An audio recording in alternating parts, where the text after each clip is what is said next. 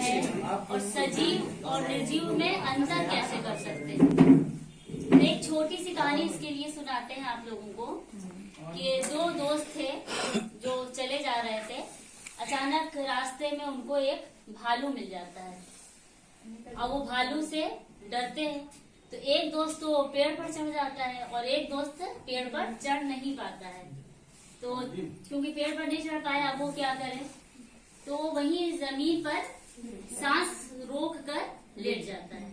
अब जब भालू उसके पास जाता है और सूंघता है, देखता है, तो वो देखता है कि वो आदमी जो है वो लेटा हुआ है और सांस नहीं ले रहा है।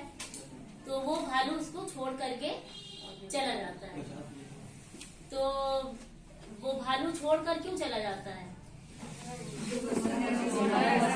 उसे मरा हुआ समझ लेता है, वो निर्जीव हो गया, वो सही नहीं निर्जीव हो गया, है ना। तो यहाँ पर हम आपसे कुछ पूछेंगे कि मतलब आप कैसे समझेंगे कि सजीव क्या है और निर्जीव क्या है। तो हम ऐसे समझेंगे कि सजीव जो कि जिसमें जान होती है वो हमारा सजीव है और जिसमें जान नहीं होती है वो हमारा निर्जीव है। कुछ ऐसी चीजों के नाम बताइए जिसमें जान होती है। घोड़ा है, हाथी है, इंसान है, ये सब चीजों में जान होती है। तो ये हमारी सारी चीजें क्या है? पेड़ों में भी जान होती है। पेड़ों में भी जान होती है, लेकिन ये अभी हमारे लिए अपवाद है, क्योंकि पेड़ जो होता है वो सजीव और निर्जीव के बीच की कड़ी है। चल ये कड़ी है सजीव, इसके अंदर कुछ सजीवों की भी क्वालिटी होगी और कुछ निर्जीवों की भी होगी। इसलिए पेड़ अभी हमारे लिए अपवाद है। पेड़ को भी हम पूरे तौर से सजीव नहीं, अगर हम उसको सजीव कहेंगे तो बच्चों का प्रश्न हो जाएगा कि पेड़ तो एक जगह से दूसरी जगह नहीं जाता है, जबकि ये सजीव की क्वालिटी होती है कि वो एक स्थान से दूसरे स्थान तक चला जाता है। तो इसलिए पेड़ की अभी बात नहीं करेंगे, है ना। तो इस तरह से हमने देखा कि जिन चीजों में जान होती है वो हमारे लिए सजीव है और जिन चीजों में जान नहीं होती है वो हमारे लिए निर्जीव है। तो यहाँ पर जैसे हम पूछेंगे मछली क्या है? सजीव है। क्यों? क्योंकि मछली मछली में जान होती है और वो सांस लेती है। जान होती, इसका मतलब ये भी कर सकते हैं कि वो सांस लेता है या नहीं लेता है। तो मछली सांस लेती है तो ये सजीव है हमारा। और अगर हम पूछे कि गाड़ी हमारी क्या है? गाड़ी में जान होती है या गाड़ी सांस लेती है या नहीं? तो गाड़ी हमारी सांस नहीं लेती है, तो गाड़ी हमारी क्या हो गई? निर्जीव हो गई। इसी तरह से तितली तो ये हमारा क्या हुआ बच्चों? सजीव हुआ या निर्जीव हुआ? सजीव हुआ। और चाय, जैसे यहाँ पर आप चार्ट में देख रहे हैं कि चाय की प्याली बनी हुई है, तो चाय की प्याली क्या हुई हमारी? सजीव या निर्जीव। तो आप लोग ये समझ गए कि अगर आपसे कोई पूछे कि सजीव क्या होता है तो बता पाएंगे और निर्जीव क्या होता है तो बता पाएंगे, है ना। यहाँ पर आपका ये कॉन्सेप्ट क्लियर हो रहा है कि सजीव क्या होता है और निर्जीव क्या होता है। ये तो एक हमने चीज बताई कि हाँ उसमें जान होती है तो वो सजीव है, उसमें जान नहीं होती तो वो निर्जीव है। वो सांस लेता है तो सजीव है और वो सांस नहीं लेता तो निर्जीव है। इस तरह से यहाँ पर हमने चार्ट पेपर पर कुछ चीजें आप लोगों के लिए बना दी है, जैसे मछली, तितली, फूल, औरत, ये सारी चीजें हमारी क्या है? सजीव है। और इसी तरह से यहाँ पर छाता, पतंग, प्याली, कार और नल, ये हमारी चीजें निर्जीव है। यहाँ पर चार्ट में पेड़ भी बना हुआ है, लेकिन पेड़ को जैसा भी कि हमने कहा कि वो सजीव और निर्जीव के बीच की कड़ी है, उसको पूरा हम सजीव भी नहीं कह सकते और पूरा हम उसे निर्जीव भी नहीं कह सकते हैं। तो ये तो हो गई मेन चीजें। उसके बाद कई विशेषताएं होती हैं जो सजीव में होती है। जैसे पहले यहाँ पर हमने इस चार्ट पेपर पे हमने सजीव और निर्जीव की विशेषताएं लिख दी है। जैसे पहली विशेषता हमारी ये होती है कि गति, सजीव जो होते हैं वो गति करते हैं।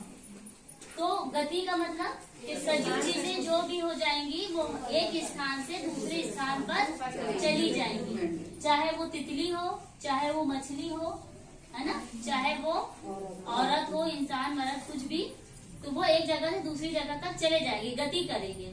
तो एक हमारी विशेषता हो गई सजीव की कि वो गति करते हैं। और दूसरी विशेषता हो गई हमारी कि श्वसन करते हैं, सांस लेते हैं, है ना। तीसरी विशेषता और निर्जीव जो है, निर्जीव अगर हम हमारी ये नल है बच्चों और ये कार है तो ये तो श्वसन नहीं कर रहे हैं ना, ये सांस नहीं ले रहे हैं, तो ये हमारे निर्जीव हुए।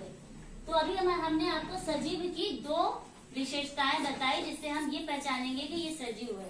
पहले गति करते हैं, दूसरा श्वसन करते हैं। तीसरा सजीव जो होते हैं, जो सांस लेते हैं, उनको भोजन की आवश्यकता होती है ना।